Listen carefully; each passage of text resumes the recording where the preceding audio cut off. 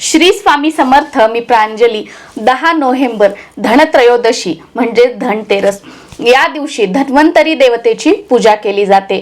त्याचबरोबर या दिवशी 13 दिवे लावण्यालाही खूप जास्त महत्त्व आहे. त्याचबरोबर बरेच जण या दिवशी 13 वस्तू सुद्धा खरेदी करतात. तर मी बघा तुम्हाला खूप काही तामझाम लावणार नाही. ज्या मी वस्तू खरेदी करू शकते किंवा ज्या मी करणार आहे त्याच पद्धतीने तुम्हाला सांगणार आहे ना, की हे खरेदी करा, ते खरेदी करा, ते खरेदी करा. तुम्हीही त्याच्यामध्ये कन्फ्युजन आणि परत मनाला हुरहुर की अरे हे सांगितलं होतं, हे तर मी अगोदरच खरेदी केलेलं आहे किंवा माझ्याकडून हे खरेदी करणं झालं नाही. त्यापेक्षा अगदी साधं सोपं सुटसुटीत तुम्हाला गोष्टी सांगणार आहे की ज्या मी फॉलो करणार आहे, की जे बरेच जण फॉलो करतात आणि त्याच गोष्टी आपण केल्या ना तर अगदी संपूर्ण जे आपण म्हणतो की धनतेरसचं माता लक्ष्मीचा जो आशीर्वाद आहे, कृपा आहे ती आपल्यावर होते. तर सर्वात साधं आणि सोपं या दिवशी जे सगळीकडे अगदी गरीबातील गरीब असू द्या, तुम्ही श्रीमंत कितीही काही असू द्या, एक गुंज तरी म्हणजे एक सोन्याचा मणी असतो ना बघा, बऱ्याच जणांच्या याच्यामध्ये मणी असतो, तर आपण तो एक सोन्याचा मणी तरी विकत आणायचा आहे. मला वाटतं सोन्याचा मणी अगदी म्हणजे कमी तुम्हाला 500च्या आत मणी येऊन जाईल, म्हणजे तसं मला माहित नाही पण येऊन जाईल. एक सोन्याचा मणी तरी आपण आणू शकतो ना. त्यामुळे गुंजभर तरी सोनं का खरेदी करायचं, कारण या दिवशी जर आपण सोनं खरेदी केलं तर माता लक्ष्मी धन आपल्या घरामध्ये येतं आणि धनच धनाला आकर्षित करतं. आपण आता घेतलं काय सांगता येईल की पुढच्या दिवाळीपर्यंत आपले दिवस हे पूर्णपणे पालटलेले असतील, बदललेले असतील. आजपर्यंत तुम्ही खरेदी केलेलं नसेल की चला नाही करू शकत, काही नाही, आणि त्याच्यामध्ये लाज कसली की कमी खरेदी करणार, मग मी सांगू कसं, काही नाही. तुम्ही सोन्याच्या दुकानामध्ये जा बघा, अर्धा तुकडा घेणारे सुद्धा या दिवशी येतात. त्याच्यामुळे आपण कधी लाजायचं, आपण लक्ष्मीला आणायला जर तुम्ही लाजले तर लक्ष्मी तुमच्याकडे येणार कशी, ती टिकणार कशी आणि ती स्थिर राहणार कशी आणि सर्वात महत्वाचं वाढ होणार कशी. त्यामुळे सोन्याचा तुकडा का होईना, काही का होईना, एक मणी का होईना या दिवशी आपल्याला घेऊन यायचं आहे. आणि दुसरं म्हणजे चांदीचं काहीतरी घ्या. जसं की आता ज्यांच्याकडे भरपूर हे आहे, चांदीचा एखादा तांब्या म्हणजे कलशासारखी जी वस्तू असते ना ती घेण्याला खूप जास्त महत्व असतं. तुम्ही अगदी छोटासा गडू घ्या चांदीचा, किंवा तुम्ही कलशासारखं तुम्ही पेला घ्या. अशा काहीतरी वस्तू घ्यायच्या. आता मी ट्राय करते की मला पेला घ्यायचा आहे छोटासा, नाही तर मी छोटासा गडू घेणार आहे. तर तसं काहीतरी घ्या. ते नसेल तर चांदीचा शिक्का ज्याच्यावर माता लक्ष्मी, गणेश भगवान असतात, असं काहीतरी, किंवा तुम्ही काहीही चांदीचं, तुम्ही चांदी सोन्याचं काहीतरी या दिवशी घ्या. तुम्ही चांदीचा एक तुकडा घ्या, सोन्याचा एक तुकडा घ्या आणि तो घेऊन तुम्ही आपल्या घरी या तरीही चालेल. पण हे आपल्याला करायचं आहे आणि आपल्या घरामध्ये समृद्धी येते आणि धनच धनाकडे आकर्षित होतं. ही झाली पहिली गोष्ट. दुसरं म्हणजे आपल्याला काय करायचं आहे की या दिवशी आवर्जून आपल्याला लक्ष्मी पूजनाचा जो झाडू असतो तो आपल्याला खरेदी करायचा आहे. आपल्या घरामध्ये कितीही जरी जुने झाडू असतील, तो देवाचा छोटासा झाडू असतो बघा, तो का होईना आपल्याला या दिवशी खरेदी करायचा आहे.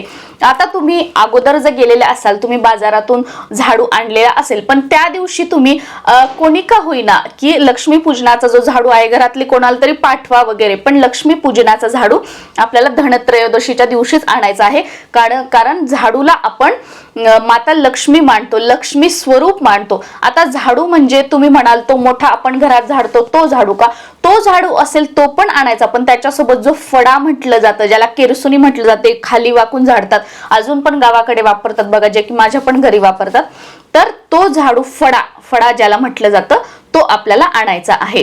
आणि तुम्ही देवासाठी पण एक आणू शकता आणि तुम्हाला हवं असेल तर आपल्या घरात वापरण्यासाठी पण आणू शकता, किंवा तुम्ही घरात जर वापरत नसाल तर देवासाठी का होईना झाडूची आपल्याला या दिवशी खरेदी करायची आहे.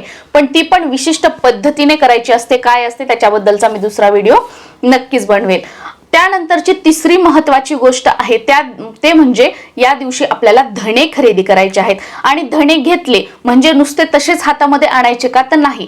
तुम्ही समजा चांदीचा वगैरे एखादा गडू खरेदी केला, कलश खरेदी केला, तुम्ही तांब्याचा, तुमच्या देवघरामध्ये तांब्या नसेल देवपूजेसाठी वगैरे, तो तुम्ही घेऊ शकता आणि त्याच्यामध्ये हे धणे टाकायचे आहेत आणि ते आपल्याला आपल्या घरी आणायचे आहेत। या पद्धतीने धने घरी अगोदर तुम्हाला जर काही पेला गडू वगैरे हे काही खरेदी त्याची अगोदर करायची आणि नंतर धणे घ्यायचे आणि आपल्या घरी धणे त्याच्यामध्ये भरायचे, किराणा शॉप मध्ये गेल्यानंतर धणे त्याच्यात, आणि ते आपल्याला घरी आणायचं आहे। या पद्धतीने आपल्याला धणे, समजा तुम्ही काही भांडी वगैरे जर घेतलं, दुसरं काही घेतलं तर ते खाली आणायचं नाही। तुम्ही फ्रुट्स का होईना काहीतरी घ्या, तुम्ही फळ म्हणजे एखादं तुम्ही श्रीफळ घ्या, पण काहीतरी घेऊन ते आपल्याला त्याच्यामध्ये आणायचं आहे। रिकामं भांड किंवा रिकामी जी वस्तू आहे, कलश जो आहे तो आपल्याला रिकामा आणायचा नाहीये। तुम्ही अगदी 21 रुपयाचे, आणि धणे घेताना ना की म्हणजे 10 रुपयाचे द्या, 50 रुपयाचे द्या असे करू नका। जो आपण शुभ आकडा मानतो ना, की जसं 11 रुपये, 21 रुपये, 51 रुपये, जरी त्यांनी 50 रुपयांचे आपल्याला धणे दिले, पण वरती एक शुभ आकडा म्हणून 1 रुपया आपण त्याच्यावर ठेवायचा आहे। शुभ आकडा पैसे त्यांना द्यायचे आहेत आणि धणे आपल्याला घ्यायचे आहेत, आणि सेम कलश वगैरे तुम्ही काय घेतला त्याच्यामध्ये टाकायचे आणि ते आपल्याला आपल्या घरी आणायचे आहेत। या पद्धतीने त्याचबरोबर या दिवशी तुम्ही जर तुम्हाला एखादी नवीन वस्तू जर आपल्या घरामध्ये आणायची असेल, घ्यायची असेल, तर ती सुद्धा तुम्ही एखादी वस्तू काही चेंज वगैरे करायची असेल तर ते घेऊ शकता। देवासाठी तुम्हाला काही हवं असेल तर ते घेऊ शकता, पण शक्यतो ना कपडे वगैरे या दिवशी या वस्तू खरेदी करू नका। जे आपण म्हणतो ना की माता लक्ष्मी घरात येते, ज्या वस्तूंनी आपलं वैभव वाढणार आहे, आपलं स्टेटस वाढणार आहे। म्हणजे स्टेटस म्हणजे काय बघा, की आपल्या आयुष्यात एखादी लक्झरियस वस्तू आली आणि त्याच्याने आपलं म्हणजे आयुष्यामध्ये एक 4 चांद लागले, आपण म्हणतो ना की आपली प्रगती झाली, आपली एक आपण म्हणतो ना की स्टेटस वाढत गेला। आता स्टेटसला मला माहित नाही, तर तशा पद्धतीने जे आपल्या लाईफस्टाईल मध्ये बढावा करतील, वाढ करतील अशा ज्या वस्तू आहेत त्या आपण नक्कीच या दिवशी खरेदी करू शकतो।